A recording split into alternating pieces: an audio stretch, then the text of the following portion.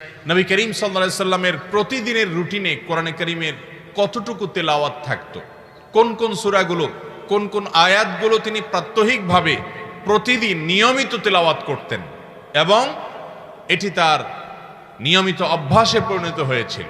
মোহতারাম হাজরিন, প্রতিদিন আমাদের প্রিয় নবী সাল্লাল্লাহু আলাইহি সাল্লাম কোরআনে কারীমের যে সূরা এবং আয়াতগুলো তেলাওয়াত করতেন তার মধ্যে সবচেয়ে বেশি পরিমাণে তেলাওয়াত হতো তার কোরআনে কারীমের শেষ তিনটি সূরা, সূরা ইখলাস, সূরা ফালাক, সূরা নাস। এই তিনটি সূরা পাঁচ ওয়াক্ত নামাজের পর তিনি তেলাওয়াত করতেন একবার করে, আমাদেরকেও করার নির্দেশ করেছেন। আর এই তিনটি সূরা সকাল এবং সন্ধ্যায় এই দুই টাইমে তিনবার করে তেলাওয়াত করতেন। আবার রাতে শুতে যাওয়ার আগে, ঘুমোতে যাওয়ার আগেও তিনি এই সূরাগুলো তিনবার তেলাওয়াত করতেন এবং এগুলো তেলাওয়াত করে হাতে ফু দিয়ে পুরা শরীরের যতটুকু সম্ভব মোছার এই নির্দেশনা তিনি দিয়েছেন। এর মাধ্যমে দুষ্ট শয়তানের প্রভাব থেকে আরো নানামুখী ক্ষতি থেকে আল্লাহ তাআলা আমাদেরকে হেফাজত রাখেন। তাহলে গোটা কোরআনের যেই সূরাগুলো পরিমাণে সবচেয়ে বেশি তেলাওয়াত করতেন নবী করিম সাল্লাল্লাহু আলাইহি সাল্লাম সারাদিনের মধ্যে, সেগুলো হলো এই শেষ তিনটা সূরা, সূরা ইখলাস, সূরা ফালাক, সূরা নাস। এই আমলগুলো একজন মুসলমান হিসেবে আমাদেরও নিয়মিত করা উচিত। নবী করিম সাল্লাল্লাহু আলাইহি সাল্লামের কোরআনে কারীমের আয়াতের অংশ বিশেষ তেলাওয়াতের ক্ষেত্রে যদি আমরা বলি, তাহলে সবচেয়ে বেশি পরিমাণে সারাদিন রাতের মধ্যে তিনি তেলাওয়াত করতেন যেটি, সেটা হলো আয়াতুল কুরসি। আয়াতুল কুরসি প্রত্যেক ওয়াক্ত নামাজের পরে যদি কেউ একবার পড়ে, নবী করিম সাল্লাল্লাহু আলাইহি সাল্লাম বলেছেন ওই ব্যক্তি আর জান্নাতের মধ্যে মৃত্যু ছাড়া আর কোনো আড়াল থাকবে না। অর্থাৎ মৃত্যু হওয়ার সঙ্গে সঙ্গে আল্লাহ রাব্বুল আলামিন তাকে জান্নাত দিবেন। অবশ্যই অন্যান্য শর্ত, তার শিরক মুক্ত ঈমান, বিদআত মুক্ত আমল, অন্যান্য হারাম বান্দার হক ইত্যাদি থেকে অবশ্যই তাকে মুক্ত থাকতে হবে।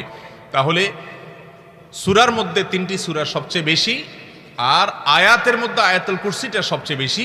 এটা রাতে শুইতে এবং সকাল সন্ধ্যায় এবং পাঁচ ওয়াক্ত নামাজের পরে এই সববার তিনি এই সব সময়গুলোতে তিনি তেলাওয়াত করতেন।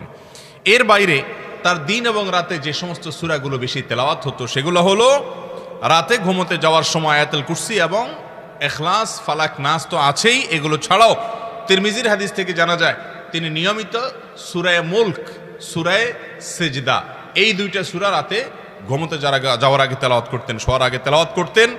এবং মুসনাদ আহমদের বর্ণনা থেকে জানা যায় সূরা বনী ইসরাইল একটু বড় সূরা, আবার সূরা জুমার এটাও মোটামুটি বড় সূরা। এই সূরা জুমার এবং সূরা বনী ইসরাইল এই দুটি সূরাও নবী করিম সাল্লাল্লাহু আলাইহি সাল্লাম শোয়ার আগে তেলাওয়াত করতেন।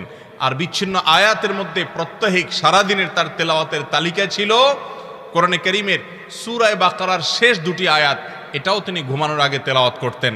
আর রাতে, গভীর রাতে, মাঝরাতে বা রাতের শেষ প্রহরে ঘুম ভেঙে গেলে তিনি সূরা আলে ইমরান ওই আয়াত তেলাওয়াত করতেন, যে আয়াতে আল্লাহ রাব্বুল আলামিনের নিদর্শন নিয়ে চিন্তা ভাবনার আহ্বান করা হয়েছে, ইন্না ফি খালকিস সামাওয়াতি ওয়াল আরদি ওয়াখতিলাফিল লাইলি ওয়ান নাহার।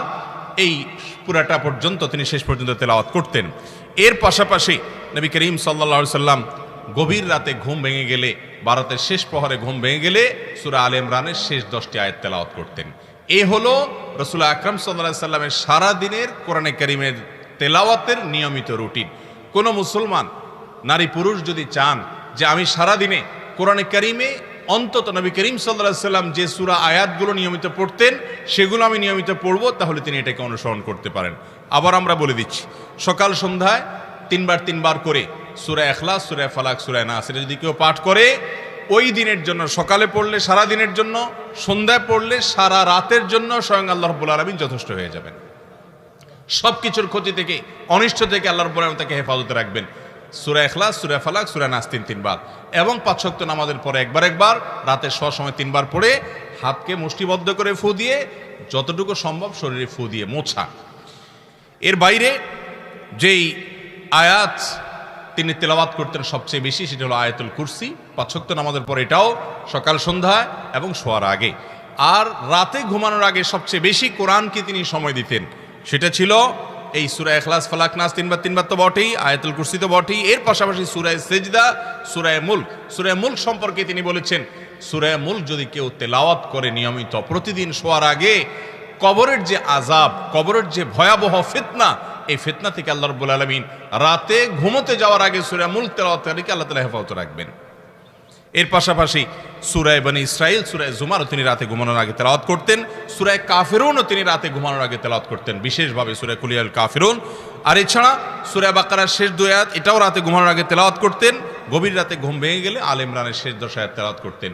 এ হলো নবী করিম সাল্লাল্লাহু আলাইহি সাল্লামের সারাদিনের তেলাওয়াতের শিডিউল। এছাড়া বিশেষভাবে তাহাজ্জুদের নামাজে নবী করিম সাল্লাল্লাহু আলাইহি সাল্লাম সবচেয়ে বেশি কোরআন তেলাওয়াত করতে পছন্দ করতেন। অনেক দীর্ঘ সময় পর্যন্ত দাঁড়িয়ে কোরআন তেলাওয়াত করতেন। আম্মা জান আয়েশা রাদিয়াল্লাহু তাআলা আনহা বলেছেন, লা তাসআল আন হুসনিহিন্না ওয়া তুলিহিন্না। নবী করিম সাল্লাল্লাহু আলাইহি সাল্লাম তাহাজ্জুদের নামাজে যেই পরিমাণ কোরআন তেলাওয়াত করতেন এবং যত দীর্ঘ নামাজ পড়তেন, যত সুন্দর করে পড়তেন, রুকুতে গেলে মনে হতো যে আর তিনি উঠবেন না, এত লম্বা সময় ধরে তিনি তাসবিহ পেশ করতেন। রুকু থেকে উঠে দাঁড়িয়ে আল্লাহর প্রশংসা গুণকীর্তন এত বেশি করতেন, মনে হতো তিনি আর সেজদায় যাবেন না। সেজদায় চলে গেলে এত সময় ধরে সেজদা করতে থাকতেন, মনে হতো মাথা আর তুলবেন না। আবার সেজদা থেকে উঠে বসে এত বেশি সময় ধরে দোয়া করতেন, মনে হতো তিনি আর সেজদায় যাবেন না। এই রকম লম্বা সময় ব্যয় করতেন। কত দীর্ঘ ছিল তার সে নামাজ। আম্মা জান আয়েশা বলেছেন, লা তাসআল আন হুসনিহিন্না ওয়া তুলিহিন্না। নবী করিম সাল্লাল্লাহু আলাইহি সাল্লামের তাহাজ্জুদের নামাজের সৌন্দর্য এবং দৈর্ঘ্য কত সময় নিয়ে করতেন আর বলো না, এত সময় নিয়ে করতেন যে এটা বলে বোঝানো মুশকিল। কত সময় নিয়ে করতেন যে তার পা ফুলে যেত। এত দীর্ঘ সময় দাঁড়িয়ে দাঁড়িয়ে তেলাওয়াত করতেন যে তার পা ফুলে যেত। নবী করিম সাল্লাল্লাহু আলাইহি সাল্লাম সবচেয়ে বেশি পছন্দ করতেন কোরআনে কারীমের তেলাওয়াত নামাজের মধ্যে, এবং সেটা ভোর রাতে। আর এটা আমাদের জীবন থেকে আজ সবচেয়ে বেশি হারিয়ে গেছে। মোহতারাম হাজরিন, নবী করিম সাল্লাল্লাহু আলাইহি সাল্লাম ভোর রাতে তাহাজ্জুদের নামাজে মধ্যরাত থেকে তিনি তেলাওয়াত শুরু করতেন, অনেক সময় সন্ধ্যা রাত থেকেই তেলাওয়াত শুরু করতেন। এবং এই নামাজের এক রাকাতে সহিহ মুসলিমের এক বর্ণনা অনুযায়ী সূরা বাকারা, সূরা আলে ইমরান, সূরা নিসা, তিনটা বড় বড় বৃহৎ তিনটা সূরা, সবচেয়ে বড় তিনটা সূরা, এই তিনও সূরা তিনি এক রাকাতে তেলাওয়াত করতেন। আপনি চিন্তা করুন, শুধু সূরা বাকারাই 3 পারার বেশি। এরপরে সূরা আলে ইমরান, এটাও দীর্ঘ। সূরা নিসা, তিনটা মিলিয়ে মোট কয় পারা হবে? এত পারার তেলাওয়াত শুধুমাত্র এক রাকাতে করতেন। আর আমাদের অবস্থা হলো তারাবির নামাজে একটু সময় নিয়ে 2-4-5 মিনিট সময় নিয়ে এক রাকাত যদি তারাবির হাফেজ সাহেবরা, ইমাম সাহেবরা পড়ান, তাহলে আমরা অধৈর্য হয়ে যাই, ধৈর্য হারিয়ে ফেলি। আল্লাহ তাআলা আমাদের সকলকে কোরআনে কারীমকে সময় দেওয়ার তৌফিক দান করুন। শুধু তেলাওয়াত নয়, বুঝে কোরআন তেলাওয়াত করার চেষ্টা করব, তাফসীর জানার চেষ্টা করব, আল্লাহর কথা শুনে আমল করার চেষ্টা করব। আল্লাহ তাআলা আমাকে আপনাকে সবাইকে আমল করার তৌফিক দান করুন। তাহলে একদিনে নবী করিম সাল্লাল্লাহু আলাইহি সাল্লামের জীবনে যত সূরা এবং যত আয়াত তিনি প্রত্যহিক নিয়মিত প্রতিদিন করতেন, এটার তালিকা আমরা জানলাম। এর বাইরেও যতটুকু সময় আছে, সুযোগ আছে, আপনি তেলাওয়াত করবেন। এক পারা পড়লে 30 দিনে খতম হবে, অথবা আপনার সুবিধা অনুযায়ী আপনি খতম করবেন। রমাদানে সবচেয়ে বেশি পড়বেন, কিন্তু দিনের সবচেয়ে যেই সময়টাতে কোরআন বেশি তেলাওয়াত করবেন সেটা হলো শুইতে যাওয়ার আগে। আর এই টাইমে আমাদের কোরআন তেলাওয়াত তো দূরের কথা, আল্লাহর নাম নেওয়াও সম্ভব হয় না, কারণ ঘুমোতে যাওয়ার আগে আমাদের সবচেয়ে বেশি ব্যস্ততা থাকে মোবাইল নিয়ে। এই পরিমাণ মোবাইল নিয়ে ব্যস্ত থাকি আমরা যে সারাদিনে যা টিপাটিপি হয়, ঘুমোতে যাওয়ার সময় সবচেয়ে বেশি টিপাটিপি হয়। কোনোদিন যদি ব্যস্ত থাকি, তাহলে কাজা কাফারা সহকারে শোয়ার আগে আমরা মোবাইল টিপে তারপর শুই। ঠিক না বে ঠিক? দুর্ভাগ্য এবং কপাল পড়া আমরা কেন?